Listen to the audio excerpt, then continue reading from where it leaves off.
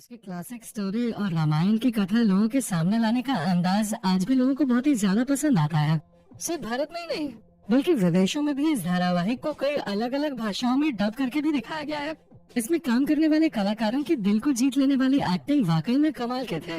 लेकिन क्या आपको मालूम है कि रामायण में सीता का किरदार निभाने वाली कौन है और वो आज क्या कर रहे हैं?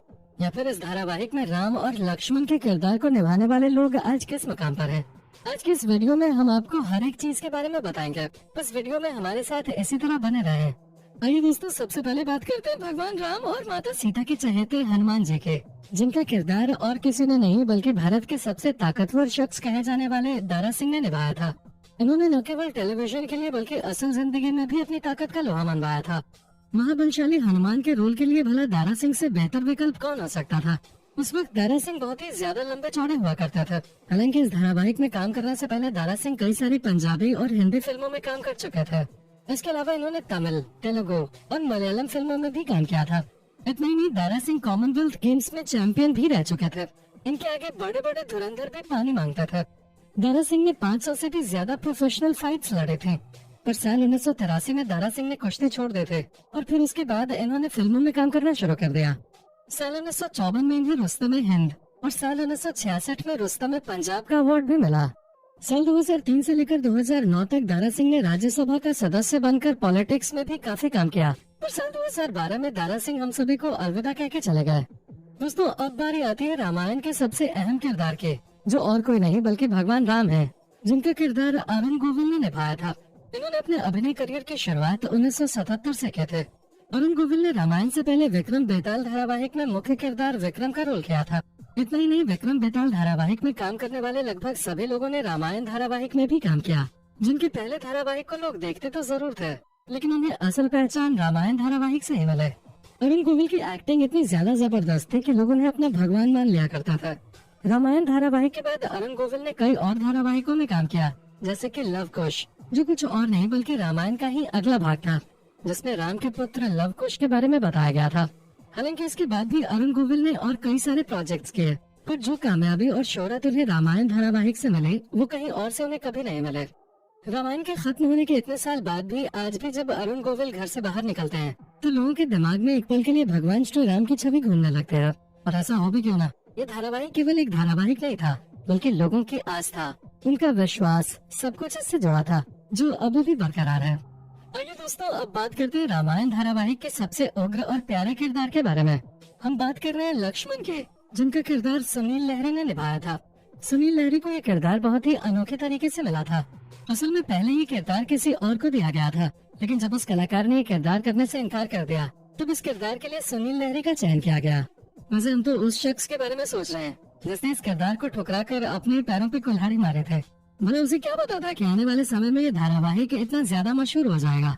सुनील लहरी लक्ष्मण के किरदार के लिए बिल्कुल परफेक्ट है। इस किरदार को इन्होंने इतनी शिद्दत से निभाया कि असल जिंदगी में भी लोग इन्हें लक्ष्मण कह के ही बुलाने लगे। हालांकि इस धारावाहिक में इतना अच्छा काम करने के बावजूद सुनील लहरी ने रामायण के बाद एक्टिंग की दुनिया से किनारा कर लिया और फिर दोबारा किसी भी धारावाहिक या फिल्म में नजर नहीं आए। आइए बात करते हैं उस शख्स की जिसके बिना रामायण होना असंभव था। हम बात कर रहे हैं खलनायक रावण के बारे में, जिसका किरदार अरविंद त्रिवेदी ने निभाया था। और अरविंद त्रिवेदी का चेहरा रावण के किरदार के लिए बिल्कुल सही था। हालांकि इस धारावाहिक के डायरेक्टर रामानंद सागर को जो किरदार इस कैरेक्टर के लिए चाहिए था उसे ढूंढने में उन्हें काफी समय लगा। वो किसी भी ऐरे गहरे को ये कैरेक्टर निभाने नहीं दे सकता था, लेकिन अंत में उनकी तलाश अरविंद त्रिवेदी पर खत्म हुई, क्योंकि अरविंद त्रिवेदी का चेहरा और उनकी जबरदस्त आवाज का जादू ऐसा था कि रामानंद सागर ने उन्हें तुरंत हाँ कह दिया। अरविंद त्रिवेदी ने अपनी पूरी जिंदगी में हिंदी और मराठी फिल्मों को मिलाकर तकरीबन 250 फिल्मों में काम किया, जो कि एक बहुत ही बड़ा आंकड़ा है। लेकिन इतनी सारी फिल्मों में काम करने के बावजूद उन्हें असली पहचान रामायण धारावाहिक से ही मिले, जिसके जरिए वो घर घर में मशहूर हो गए। इनके चेहरे को देखकर तो लोग इनसे नफरत करने लग गए थे, और इसी को अरविंद त्रिवेदी अपनी कलाकारी की असली जीत कहते हैं। वैसे दोस्तों, किस्मत का कोई भरोसा नहीं है। आपको नहीं पता कि किस्मत कब कौन से लम्हे में आके पलट जाए। तभी तो अरविंद त्रिवेदी की तरह ही बाहुबली फिल्म में काम करने वाले रामाकृष्ण के साथ भी कुछ ऐसा ही हुआ, जिन्होंने शुरुआत से ही कई सारी हिंदी और तमिल तेलुगु फिल्मों में काम किया, लेकिन फिल्म इंडस्ट्री को इतना लंबा समय देने के बावजूद भी इन्हें कोई पहचान नहीं मिले। वो तो जब इन्होंने बाहुबली फिल्म में शिवगामी का किरदार निभाया था, उसके बाद इनके चाहने वालों की लाइन लग गई। ऐसा ही अरविंद त्रिवेदी के साथ भी हुआ, जहाँ लोग इनके बच्चों को असल जिंदगी में रावण के बच्चे कह के बुलाने लगे। और कई लोग तो इनकी पत्नी को मंदोदरी कह के भी बुलाते थे। अभिनय के अलावा अरविंद त्रिवेदी ने राजनीति में भी कदम रखा। गुजरात की साबरकांठा लोकसभा सीट से बीजेपी की टिकट लेकर इन्होंने न केवल चुनाव लड़ा बल्कि जीतकर सांसद का पद भी हासिल किया। वैसे दोस्तों, अरविंद त्रिवेदी की मृत्यु की अफवाह भी कई बार उड़ चुके हैं। 2019 के मई महीने में अरविंद त्रिवेदी की मौत की अफवाह फैलने लगे, जिसके बाद इनके भतीजे ने इस न्यूज का खंडन किया और फेक न्यूज न फैलाने की अपील की। हालांकि उसके 2 साल बाद 2021 में उनका वाकई में निधन हो गया, जिसके बारे में इनके भतीजे कौस्तुभ त्रिवेदी ने खुद ही सोशल मीडिया के जरिए सबको बताया। आगे दोस्तों, बात करते हैं रामायण धारावाहिक में माँ सीता का किरदार निभाने वाली दीपिका चिखलिया के बारे में। इस बात पर यकीन करना थोड़ा मुश्किल है, लेकिन दोस्तों, रामायण धारावाहिक में काम करने से पहले दीपिका हिंदी फिल्म इंडस्ट्री की कुछ बी ग्रेड फिल्मों में काम कर चुके हैं, जिनमें से इनकी मुख्य फिल्में चीख और रात के अंधेरे में हैं। इसके अलावा रामायण धारावाहिक में काम करने से पहले दीपिका चिखलिया ने कई सारे धारावाहिकों में भी अपने अभिनय का जादू दिखाया था, जिसमें से सबसे मुख्य नाम है विक्रम बेताल और दादा दादी की कहानियाँ। रामायण में काम करने वाले दीपिका को अगर आप आज देखेंगे तो उन्हें पहचान पाना बहुत मुश्किल हो गया है, क्योंकि वो अब पूरी तरह से बदल चुके हैं। रामायण में काम करने से पहले दीपिका ने बहुत सी जगहों पे अभिनय किया, लेकिन उन्हें वो मुकाम नहीं मिला जो रामायण धारावाहिक करने के बाद उन्हें हासिल हुआ, जिसने इनकी पूरी जिंदगी ही बदल के रख दे। इस धारावाहिक में काम करने के बाद दीपिका को इतनी ज्यादा पॉपुलैरिटी और रिस्पेक्ट मिले कि लोग इन्हें माता सीता कह के ही बुलाने लगे।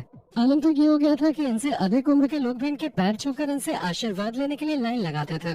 जब ये धारावाहिक टीवी पर आ रहा था तब लोग बहुत भोले हुआ करते थे, उन्हें असलियत और कलाकारी में ज्यादा फर्क समझ में नहीं आता था। वो टीवी में दिखाई जाने वाली चीजों को ही असलियत समझ लेते थे। अपनी इतनी अधिक पॉपुलैरिटी देखते हुए दीपिका ने 1991 में वडोदरा की सीट से चुनाव लड़ा और वहाँ की एमपी भी बन गयी। हालांकि कुछ समय तक पॉलिटिक्स में काम करने के बावजूद उन्हें पॉलिटिक्स रास नहीं आई और फिर उन्होंने कॉस्मेटिक्स बिजनेसमैन हेमंत टोपीवाला से शादी कर ली। दीपिका चिखलिया ने अभिनय में तो कोई बहुत बड़ा काम नहीं किया रामायण के अलावा, लेकिन आज वो अपनी निजी जिंदगी में बहुत खुश हैं। वो अपने पति और बच्चों के साथ एक बेहतरीन जिंदगी जी रही हैं। हालांकि बीच में ये पूरी तरह से गुमनाम हो गए थे, लेकिन जब से रामायण धारावाहिक टीवी पे दोबारा से दिखाया जाने लगा, लोग फिर से इनके कायल हो गए और उसके बाद इन्होंने कई अलग अलग जगहों पे इंटरव्यू दिए और रियलिटी टीवी में भी दस्तक देते हुए नजर आई। तो दोस्तों, ये थी रामायण धारावाहिक में काम करने वाले कलाकारों की असल जिंदगी। बाकी आपको इस धारावाहिक में कौन सा कलाकार सबसे ज्यादा पसंद था, उसके बारे में हमें कमेंट में जरूर बताएं और इसी तरह की वीडियोस को लगातार देखते रहने के लिए चैनल के सब्सक्राइब बटन को अभी के अभी दबा दें।